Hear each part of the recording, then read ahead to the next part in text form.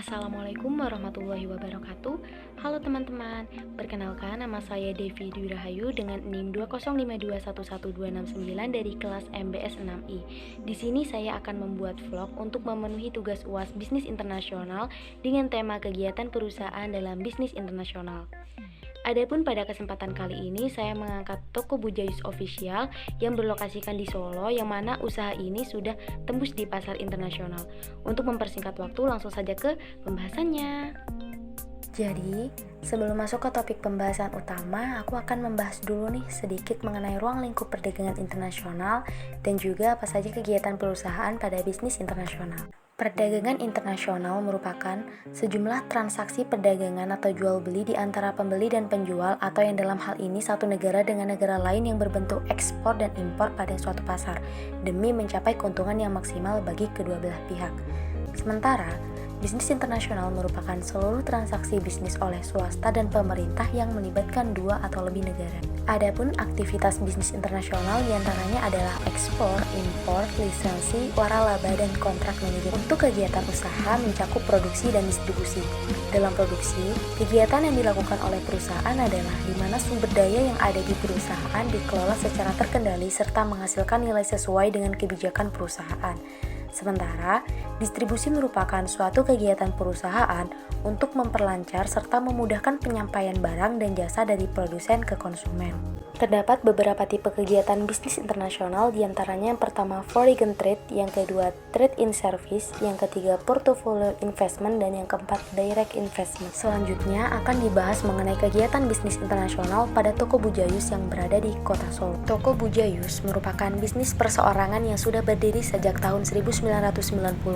Didirikan oleh Ibu Sri Wiji Utami yang merupakan istri dari Bapak Jayus.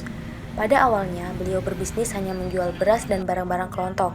Namun akhirnya, pada tahun 2000, Bu Jayus memutuskan untuk menambah dagangannya dan berfokus menjual sambal pecel serta makanan khas Solo seperti abon, serundeng, dan oleh-oleh lain. Kemudian, di tahun 2015, toko Bu Jayus yang semula berbentuk usaha perseorangan berubah bentuk menjadi badan usaha perseroan terbatas yang bernama PT Sri Wiji Utami bersama salah satu anaknya yaitu Janu Wijayanto. Untuk lokasi pusat dari usaha ini berada di Pasar Gading, Surakarta, dan untuk cabangnya berlokasi di Pasar Gede, Surakarta.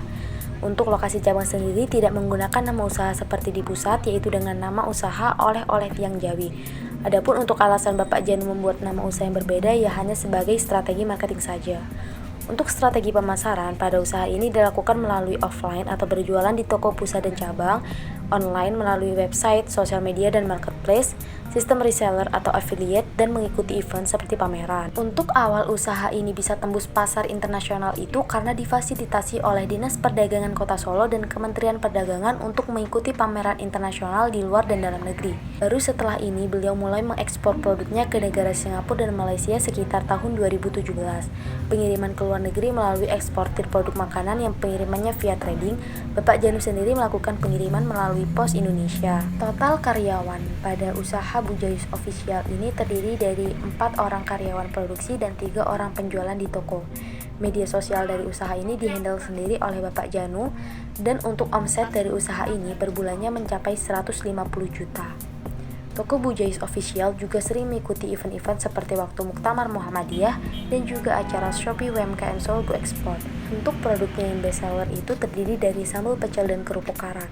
Uniknya dari produk yang dijual adalah Bapak Janu menginovasikan produknya menjadi beberapa varian rasa atau mulai dari tingkat kepedasan yang berbeda-beda dan juga pada kemasannya. Sekian dari saya, kurang lebihnya saya mohon maaf. Wabillahi taufik wal hidayah. Wassalamualaikum warahmatullahi wabarakatuh.